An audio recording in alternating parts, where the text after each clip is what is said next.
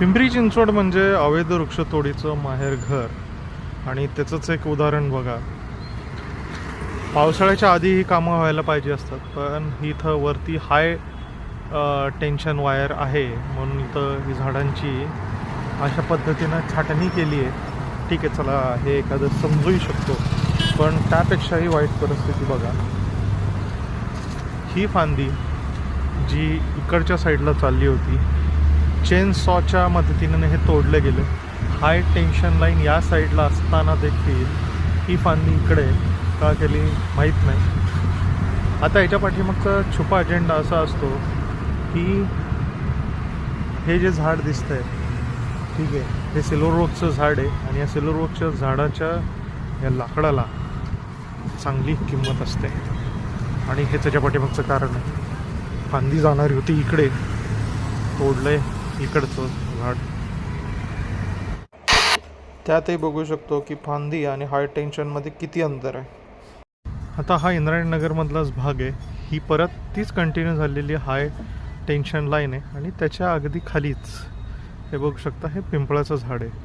जेवढं अंतर त्या सिल्वर ओकमध्ये होतं तेवढंच किंवा त्याच्यापेक्षाही कमी अंतर मी आता एक्झॅक्टली जर बघितलं तर आता मी ह्या हाय टॉवर टेन्शन लाईनच्या खाली आहे आणि इथून माझं जर झाडाचं डिस्टन्स बघितलं अगदी 5 फुटावरती आहे. पिंपळाचं पूर्ण वाढ झालेलं झाड हे कसं वाढतं हे सगळ्यांना माहिती आहे. असं असताना देखील इकडे तर सगळी वडाची शेतीच केलेली आहे. 5-5, 10-10 फुटावरती वड लावलं आहे आणि या ठिकाणी हाय टॉवर टेन्शनच्या लाईनच्या खाली ही पिंपळाची वडाची झाडं एवढ्यासाठी लावली की थोड्या दिवसांनी ह्याचा त्रास होऊन ह्या झाडांचं लाकडाचं उत्पन्न निर्माण होईल. धन्यवाद.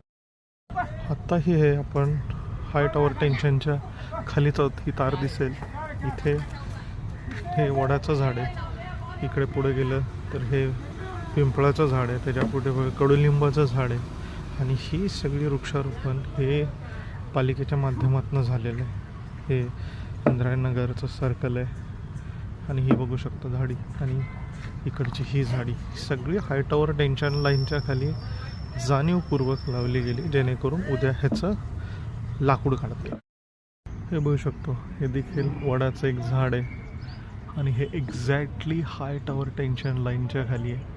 हे पण एक वडाचं झाड आहे आणि इकडे तर पाठीमागे बघू शकता.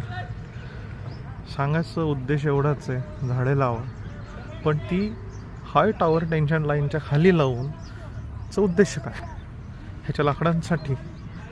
आणि आत्ताच जो किस्सा दाखवला तो त्याचंच एक उदाहरण होतं.